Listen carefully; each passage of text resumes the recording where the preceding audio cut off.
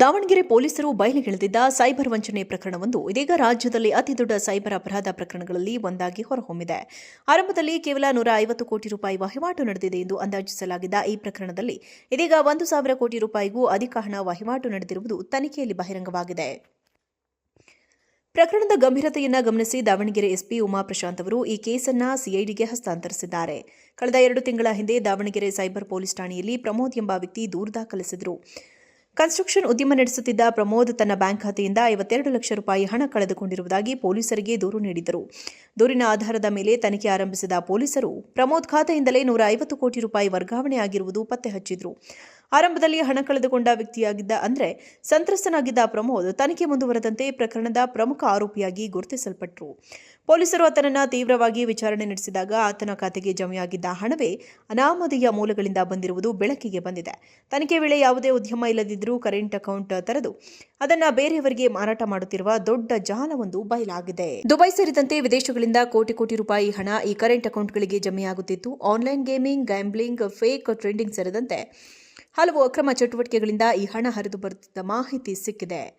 ಪ್ರಮೋದ್ ತನ್ನ current account ಅನ್ನು ಇತರರಿಗೆ ಬಳಕೆಗೆ ನೀಡಿದ್ದು ಅದಕ್ಕಾಗಿ ಕಮಿಷನ್ ಪಡೆಯುತ್ತಿದ್ದ ಎನ್ನಲಾಗಿದೆ.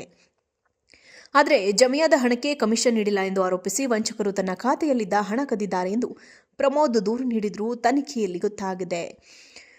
ಪ್ರಕರಣ ಸಂಬಂಧ ಹಾಸನ ಜಿಲ್ಲೆಯ ಬೇಲೂರು ಮೂಲದ ಅಫ್ರಾದ್ ಪಾಷಾ ಅವರನ್ನು ಪೊಲೀಸರು ಬಂಧಿಸಿದ್ದಾರೆ. ಅಫ್ರಾದ್ ಖಾತೆಯಲ್ಲಿ ಇದ್ದ 18 ಕೋಟಿ ರೂಪಾಯಿಯನ್ನು ಪೊಲೀಸರು ಮುಟ್ಟುಗೋಲು ಹಾಕಿಕೊಂಡಿದ್ದಾರೆ.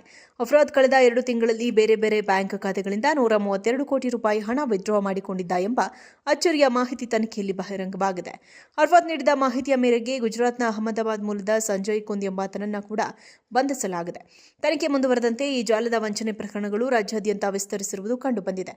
ಒಟ್ಟು ವಹಿವಾಟು ಮೊತ್ತ 1,000 ಕೋಟಿ ರೂಪಾಯಿಗೂ ಅಧಿಕವಾಗಿದೆ. ಪ್ರಕರಣದ ವ್ಯಾಪ್ತಿ ಹಲವು ರಾಜ್ಯಗಳಿಗೆ ವಿಸ್ತರಿಸಿರುವ ಹಿನ್ನೆಲೆ ಹೆಚ್ಚಿನ ತನಿಖೆಗಾಗಿ ಈ ಕೇಸನ್ನು ಸಿಐಡಿಗೆ ವರ್ಗಾವಣೆ ಮಾಡಲಾಗಿದೆ.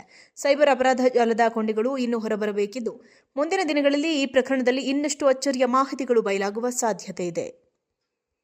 ದಾವಣಗೆರೆ ಪೊಲೀಸರು ಬಯಲಿಗೆಳೆದಿದ್ದ ಸೈಬರ್ ವಂಚನೆ ಪ್ರಕರಣವೊಂದು ಇದೀಗ ರಾಜ್ಯದಲ್ಲಿ ಅತಿದೊಡ್ಡ ಸೈಬರ್ ಅಪರಾಧ ಪ್ರಕರಣಗಳಲ್ಲಿ ಒಂದಾಗಿ ಹೊರಹೊಮ್ಮಿದೆ. ಆರಂಭದಲ್ಲಿ ಕೇವಲ 150 ಕೋಟಿ ರೂಪಾಯಿ ವಹಿವಾಟು ನಡೆದಿದೆ ಎಂದು ಅಂದಾಜಿಸಲಾಗಿದ್ದ ಈ ಪ್ರಕರಣದಲ್ಲಿ ಇದೀಗ 1,000 ಕೋಟಿ ರೂಪಾಯಿಗೂ ಅಧಿಕ ಹಣ ವಹಿವಾಟು ನಡೆದಿರುವುದು ತನಿಖೆಯಲ್ಲಿ ಬಹಿರಂಗವಾಗಿದೆ. ಪ್ರಕರಣದ ಗಂಭೀರತೆಯನ್ನು ಗಮನಿಸಿ ದಾವಣಗೆರೆ ಎಸ್ಪಿ ಉಮಾ ಪ್ರಶಾಂತ್ ಅವರು ಈ ಕೇಸನ್ನು ಸಿಐಡಿಗೆ ಹಸ್ತಾಂತರಿಸಿದ್ದಾರೆ. ಕಳೆದ 2 ತಿಂಗಳ ಹಿಂದೆ ದಾವಣಗೆರೆ ಸೈಬರ್ ಪೊಲೀಸ್ ಠಾಣೆಯಲ್ಲಿ ಪ್ರಮೋದ್ ಎಂಬ ವ್ಯಕ್ತಿ ದೂರು ದಾಖಲಿಸಿದರು. ಕನ್ಸ್ಟ್ರಕ್ಷನ್ ಉದ್ಯಮ ನಡೆಸುತ್ತಿದ್ದ ಪ್ರಮೋದ್ ತನ್ನ ಬ್ಯಾಂಕ್ ಖಾತೆಯಿಂದ 52 ಲಕ್ಷ ರೂಪಾಯಿ ಹಣ ಕಳೆದುಕೊಂಡಿರುವುದಾಗಿ ಪೊಲೀಸರಿಗೆ ದೂರು ನೀಡಿದ್ದರು. ದೂರಿನ ಆಧಾರದ ಮೇಲೆ ತನಿಖೆ ಆರಂಭಿಸಿದ ಪೊಲೀಸರು ಪ್ರಮೋದ್ ಖಾತೆಯಿಂದಲೇ 150 ಕೋಟಿ ರೂಪಾಯಿ ವರ್ಗಾವಣೆ ಆಗಿರುವುದು ಪತ್ತೆ ಹಚ್ಚಿದ್ರು. ಆರಂಭದಲ್ಲಿ ಹಣ ಕಳೆದುಕೊಂಡ ವ್ಯಕ್ತಿಯಾಗಿದ್ದ ಅಂದರೆ ಸಂತ್ರಸ್ತನಾಗಿದ್ದ ಪ್ರಮೋದ್ ತನಿಖೆ ಮುಂದುವರೆದಂತೆ ಪ್ರಕರಣದ ಪ್ರಮುಖ ಆರೋಪಿಯಾಗಿ ಗುರುತಿಸಲ್ಪಟ್ಟರು. ಪೊಲೀಸರು ಆತನನ್ನು ತೀವ್ರವಾಗಿ ವಿಚಾರಣೆ ನಡೆಸಿದಾಗ ಆತನ ಖಾತೆಗೆ ಜಮೆಯಾಗಿದ್ದ ಹಣವೇ ಅನಾಮಧೇಯ ಮೂಲಗಳಿಂದ ಬಂದಿರುವುದು ಬೆಳಕಿಗೆ ಬಂದಿದೆ.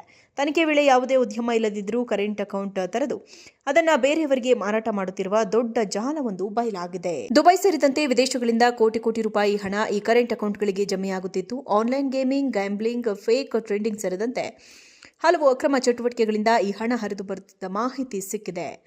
ಪ್ರಮೋದ್ ತನ್ನ ಕರೆಂಟ್ ಅಕೌಂಟ್ ಅನ್ನು ಇತರರಿಗೆ ಬಳಕೆಗೆ ನೀಡಿದ್ದು ಅದಕ್ಕಾಗಿ ಕಮಿಷನ್ ಪಡೆಯುತ್ತಿದ್ದ ಎನ್ನಲಾಗಿದೆ.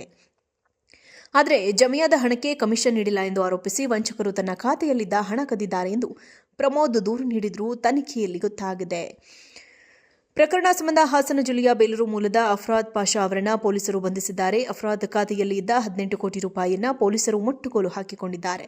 ಅಫ್ರಾದ್ ಕಳೆದ 2 ತಿಂಗಳಲ್ಲಿ ಬೇರೆ ಬೇರೆ ಬ್ಯಾಂಕ್ ಖಾತೆಗಳಿಂದ 132 ಕೋಟಿ ರೂಪಾಯಿ ಹಣ ವಿತ್ಡ್ರಾ ಮಾಡಿಕೊಂಡಿದ್ದ ಎಂಬ ಅಚ್ಚರಿಯ ಮಾಹಿತಿ ತನಿಖೆಯಲ್ಲಿ ಬಹಿರಂಗವಾಗಿದೆ. ಅಫ್ರಾದ್ ನೀಡಿದ ಮಾಹಿತಿಯ ಮೇರೆಗೆ ಗುಜರಾತ್ನ ಅಹಮದಾಬಾದ್ ಮೂಲದ ಸಂಜಯ್ ಕುಂದ್ ಎಂಬಾತನನ್ನು ಕೂಡ ಬಂಧಿಸಲಾಗಿದೆ. ತನಿಖೆ ಮುಂದುವರೆದಂತೆ ಈ ಜಾಲದ ವಂಚನೆ ಪ್ರಕರಣಗಳು ರಾಜ್ಯಾದ್ಯಂತ ವಿಸ್ತರಿಸಿರುವುದು ಕಂಡುಬಂದಿದೆ.